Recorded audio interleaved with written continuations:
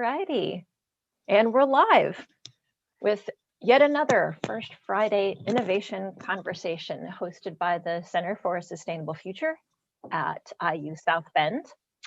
And my name is Krista Bailey.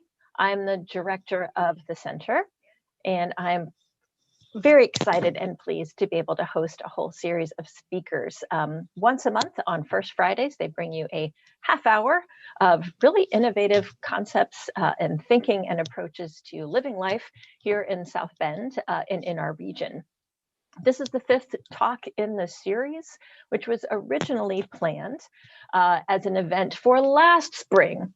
No need to explain what happened there. We were going to bring everyone together in person, have a whole celebration of little TED-style talk presentations.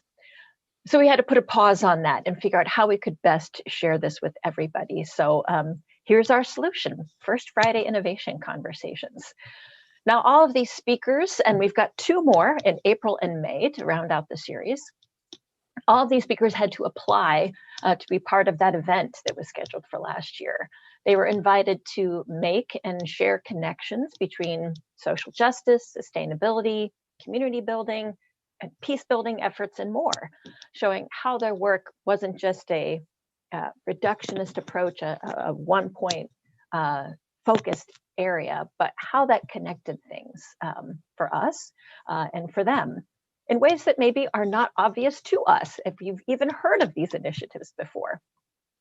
So they applied. A group of students reviewed the applications to see if they had met the criteria and how compelling they found their talks to be. So these are the ones who kind of passed the student litmus test, as it were, and gave them a good chance to kind of be grant reviewers of sorts to review those applications.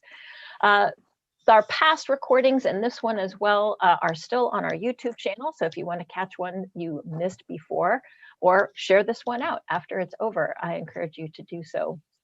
I know I already have.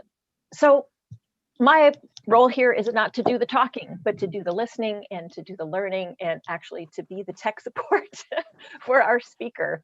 So without further ado, I would like to introduce Judith Rubleske, a longtime friend of mine I've grown a lot with. And she's just a really passionate advocate, educator, a former runner, a current passionate gardener, running a garden, many gardens, focused on community building, a really inspiring health advocate in what you're going to find out are really intriguing and powerful ways. She really lives in that nexus of system connections, bringing a lot of different worlds together. So very excited to have her with us today. She'll be speaking in part about her work that has come out of founding the Kankakee Wetlands Organic Gardens, or KWOG, as it's affectionately known. So with that said, I'm going to turn it over to Judith to share with us what she knows and has learned about systems and soil. Judith. Thank you, Krista, for that wonderful opening. And I'm so pleased and happy and excited to be here. And I'm so thankful to everybody that's will be tuning into this, whether it's today or later. And so thank you for all your attention now. And I hope I can entertain you with some good information and good stories about healthy soils, healthy people, leading to healthy communities. So I am Judith Rubleske, and I'm currently reading Braiding Sweetgrass. And so I understand from Krista that that's a popular book at the IUSB campus. And that's written by Robin Wall Kimmerer. And she is a citizen member of the Potawatomi tribe. And they were the first people here. And in reading, I'm still currently reading it, but I was especially struck by her description of, in a way, she was raised by a strawberry patch. And she related a story about an Alaskan Native Indian who said, in introducing himself at a meeting, that he was a boy raised by a river, born and raised by a river. So I am currently a girl. So I am a girl that's been raised by the soil of this land here. And so were my parents and my 4 grandparents for most of their lives, but they weren't born here. They immigrated from Poland. So I want to recognize and be thankful to the countless generations of Potawatomi tribe members who lived in this area, and a lot of them are still here, but in a different way. But they left this land in such a very healthy condition for when other immigrants started migrating to here. The tribe, I understand, started out on the East Coast, but they got over here. So I want to tell you a little history of the land here, geologic history. So the last ice age started to melt down. So in that ice age, the glaciers of it, which were, a mile or more thick, started melting down, and it reached down through Indiana to about the Ohio River. And in this area, about 16,000 years ago, there was a big meltdown, apparently, and a glacial lake was starting to form from earlier melting periods, about a third of a mile from where our gardens are on different properties. We're on 5, 6 different properties. So anyway, so what happened then was that big meltdown created an overflow, which created the Kankakee River 16,000 years ago. It flowed in 2 different directions, northeast through South Bend, and southwest from the other end of the lake.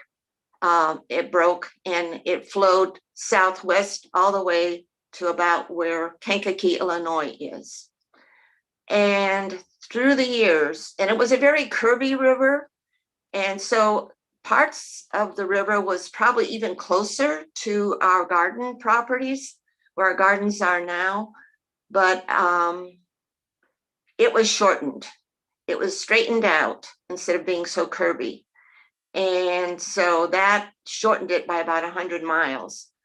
But it created a topsoil that's black, sandy, silty. It's also known as muck. And but it's rich and it's easy to work with. So that's the soil that was created over 16,000 years. And my 4 grandparents settled in this neighborhood as Polish immigrants about 1915. And my parents were born in South Bend. And I'm still here, and I was only away from age 22 to 37. So for those 15 years, I was away, but I started doing organic gardening where I lived. And being away just made me appreciate the land and the people here all the more. And of course, I was so happy to be around family and people I really missed, neighbors, friends from school. So anyway, so now let's talk about soil. I saw online Ray Archuleta's February 23rd, so that was just a couple of weeks ago, presentation for our local chapter of the NRCS. And he's one of my favorite soil people. And he's retired from the NRCS and the USDA. So he, in his presentation, presented 3 basic concepts about soil. And I want to share that with you. He said, number 1, it's alive. Certainly is. It's alive. It's full of a community. And I hope a diverse community, because the more diverse it is, the healthier your soil will be. So, and then secondly, besides it being alive, we need to understand our connections to the soil and what damage our tools that we use can do to the soil. What are tools? Tools are not, we just use hand tools. We don't use machine tools except for mowing the lawn. But everything else in the garden is done by hand, handheld tools by human labor. And, tools can also be chemicals. In industrial agriculture, chemicals are a way of controlling, and those are crutches. And then big, heavy machinery, tractors and combines on the land, those are all tools. But be careful how you use your tools and where you're using, but where you walk, where you put your feet is also a way of taking the air out of soil and compacting it. And so that's not good. So, and then understand that the third thing he makes, the point he makes is the goal is biomimicry, which means imitating what nature does in caring for the soil. And you'll end up creating more topsoil. And so again, it's alive. In fact, 90% by the author John Sticka, who has a book out that I just learned about this week, and it's titled A Soil Owner's Manual. And in there, he says that it's 90% of the nutrients for the soil comes from the microscopic life in the soil.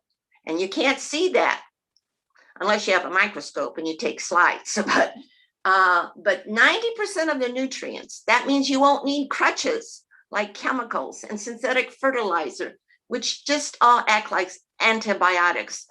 And that synthetic fertilizer just runs off.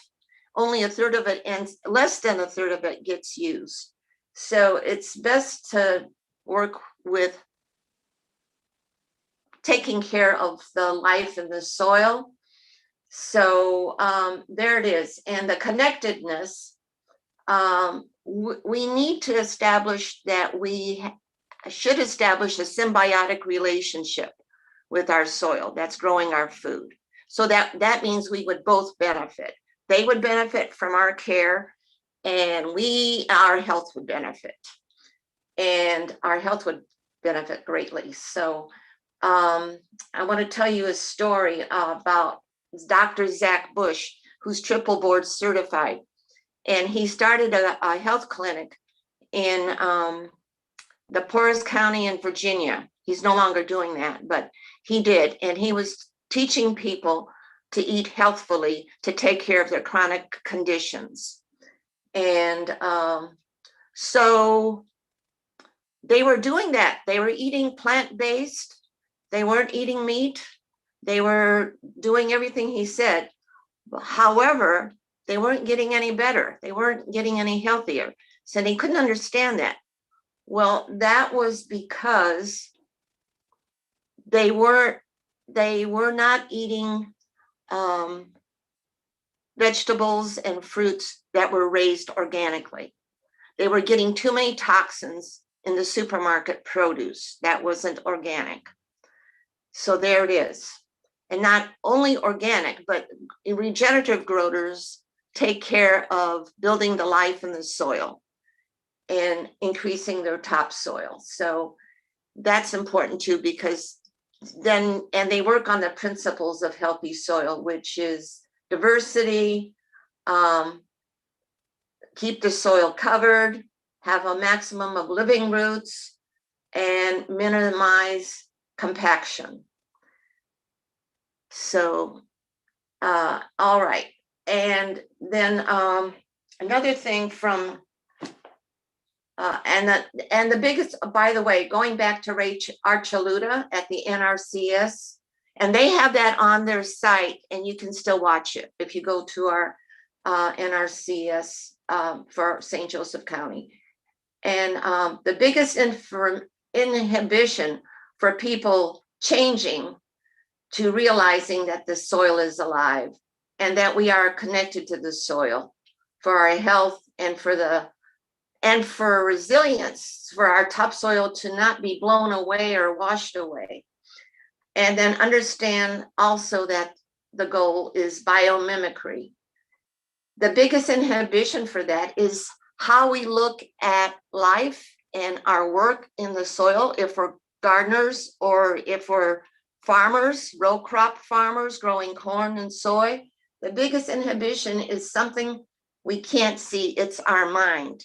It's how we view things through a lens. So instead of going out to kill life in the soil, go out in your garden or your row crop farm and do something to promote life and take care of life in the soil.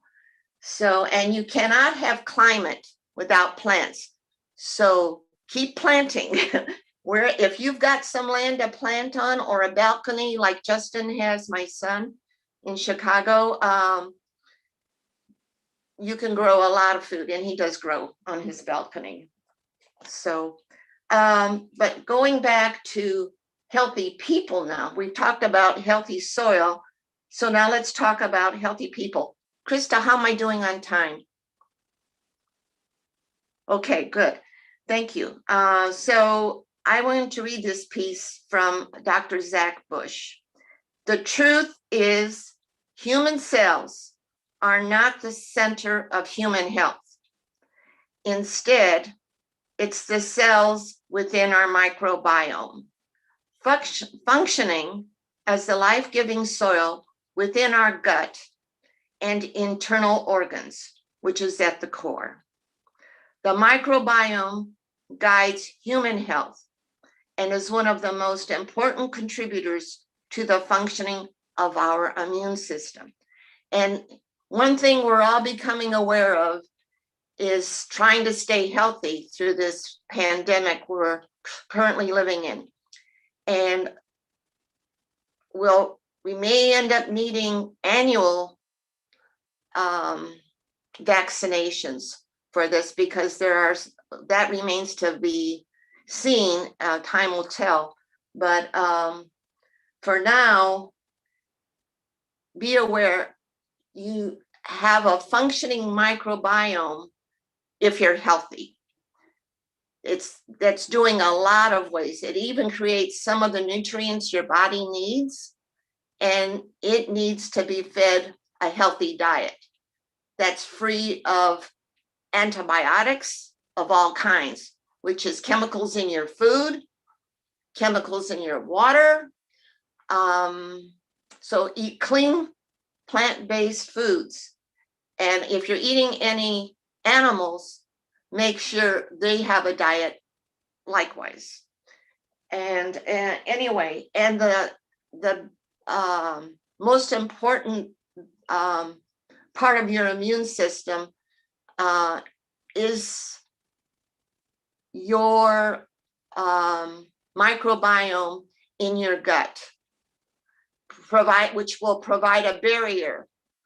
Because if you have a problem with digestion, and a lot of people are having irritable bowel syndrome or leaky gut syndrome, and those people unfortunately need to learn how to develop a healthy, diverse microbiome in their body.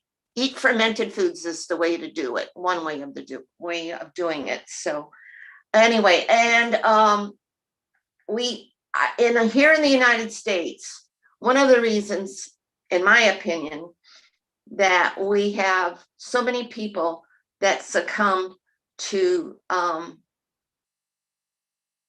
the virus in this pandemic is 52% of our adults as well as 52% of our children in our United States population have some kind of chronic ailment.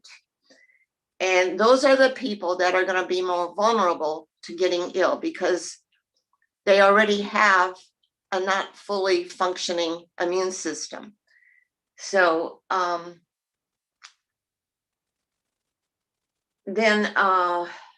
so eat nutrient dense food.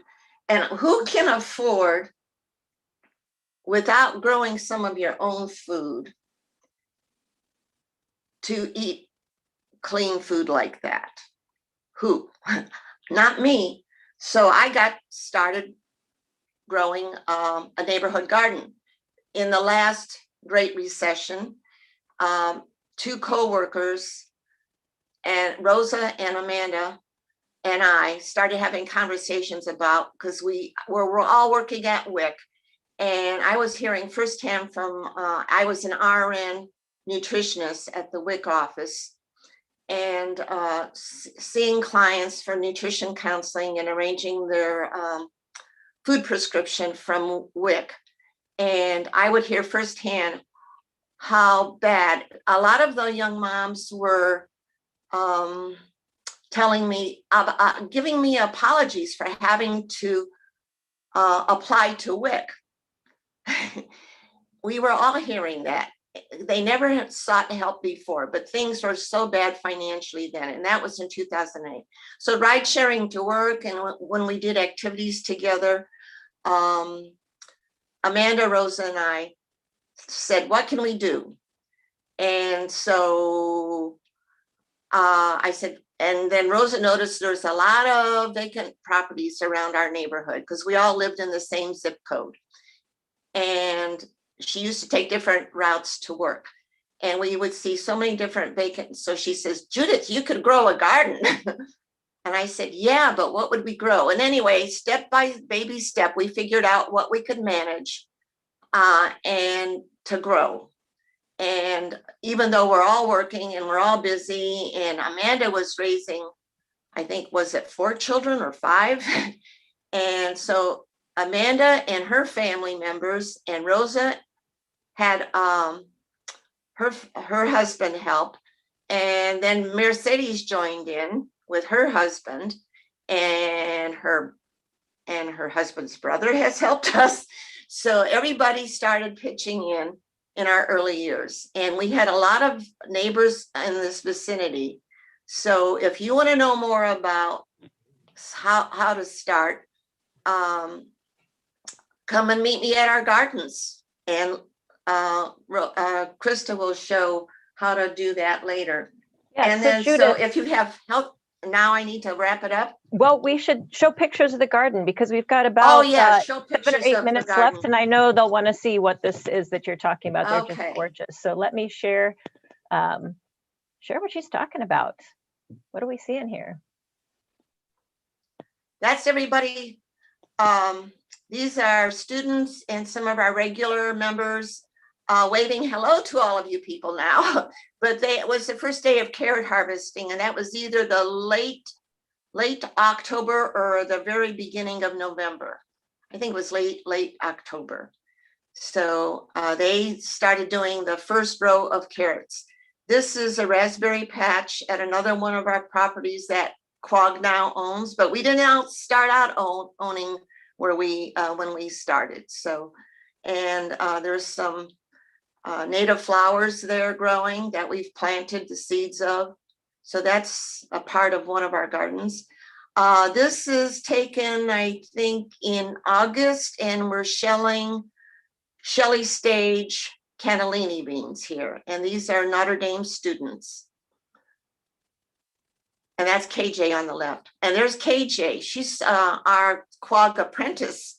She's spent 44 days with us last year. And we were so happy that our large compost mound finally got completed to 4-foot height. Of course, there it doesn't look 4-foot high, but it was. And but a big windstorm event was predicted for the next day, so we decided to cover it. so the straw and stuff wouldn't get disturbed. And behind her is one of our asparagus plantings, and behind that is our tool shed with our rain harvest. Can you put back the other photo?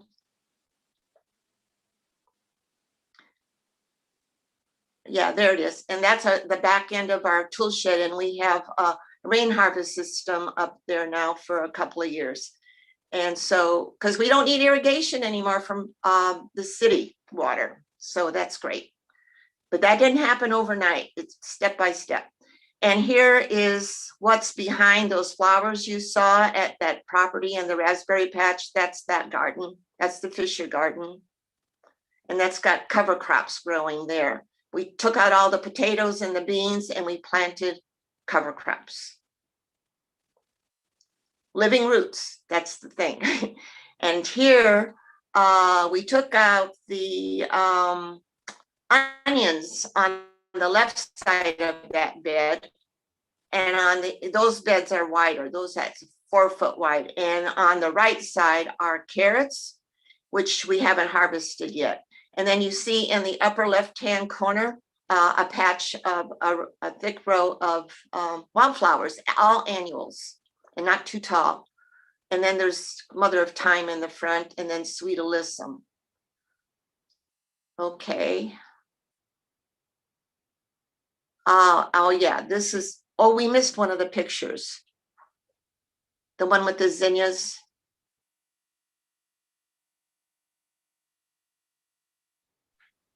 That's the other one is pictures. Okay. It went through pretty fast initially, but this is the book I am. If you have any soil where you are, this is my next book to purchase, because I just learned about it this week through John Kemp. Yes, and he's Amish, and he has started advancing eco-agriculture, and he does consulting work, and we buy some of our soil enhancement inoculants from his company now. But we just did that for the first time the last 2 years, last year and then this year. So thank you. This is a great book. It was gifted to me by KJ, and I'm so glad to be reading it. And then I want to show this. Is there anything else to show? Oh yeah, this is Kankakee Wetlands Organic Gardens. And if you want to contact me, there's my email on the left. But volunteer, join us in gardening and other related tasks through the year, including bean shucking, compost building, and documentary viewing. And there's me with some of our potato harvest. There's the picture of the other garden on Kaylee. That's the Kaylee garden. And then the next picture is our parsley patch, parsley rows. But we started this, and we're all volunteers. Nobody makes a salary. And that's our website. And you can get that at https. If you can't get it on just by typing in KWOG.org or www.kwog.org, then try that, okay? So and if you want to learn more, but come and visit us on Saturday mornings. We'll be starting in the second half of March. We'll be out, if weather permitting, every Saturday morning, starting about 9 o'clock or 10 o'clock. And let me know that you're coming. So that would be great. So if you have healthy people need energy. And if you're having some chronic ailment, then you're not going to have the highest level of energy. So Judith, there are a bunch of comments and questions. We have about 2 or 3 minutes, so I'm really sorry we don't have all the responses here. Lots of good to see you. Thank you for the information. Lots of comments like this. I have a, let's see. Do you have, speaking of book recommendations, do you have any you would recommending for gardening in our zone? Or are there any specific to the South Bend area? Watch our St. Joseph County NRCS Ray Archuleta's presentation. They have it on their website. On our YouTube channel and for our viewers on Zoom, so you should have a link to that.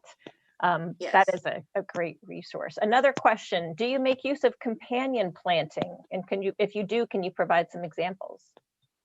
Yeah, what you saw, we planted onions early in the spring, and then on the other half of those beds, we planted carrots around July 4th. We always wait till July 4th, around July 4th, to plant our carrot seeds. And then we are the sweet alyssum, and let's see, what else do?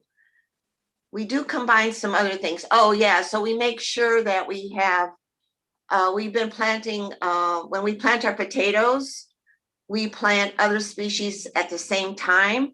And then in the next row, which those rows are kind of close together at that garden, we plant beans. So beans and potatoes go well together. And then by our pole beans, we either plant usually parsley or basil. Cool. I haven't tried that one. That sounds fun. One more question, and then, well, there's actually two. I think they're kind of quick. I think you might have addressed some of this already. Can you share some of the techniques you use to build a rich soil? And I think you've talked about that a lot with the cover crops, living roots. Yep, keep stuff growing. 90% of, yeah, that'll feed the life in the soil. The roots feed the life in the soil. I don't think I made that real clear, but that life needs the exudates, soil scientists call it, which is carbohydrates feeding the life in the soil. And not only the roots do this, but every part of the plant above ground and below ground is feeding microscopic life. So final question, and we're doing a little bit of that here today, but Judith, do you teach classes? I should teach classes. Well, the learning is in the doing, and we do teach when we garden. You'll learn all this if you start coming in. You're all welcome to join us. I love this hook. Come volunteer, and that's the class, and learn with eye hands-on. That's fantastic. Yes, it's been working for us. This is our 14th year. And we sadly are out of time. But now you know where to find her online, and you can go right to those gardens on Saturdays and chat up Judith some more. Judith, thank you so much for taking time out of this. Oh, this has been terrific. Thank you so much. Bye, everybody.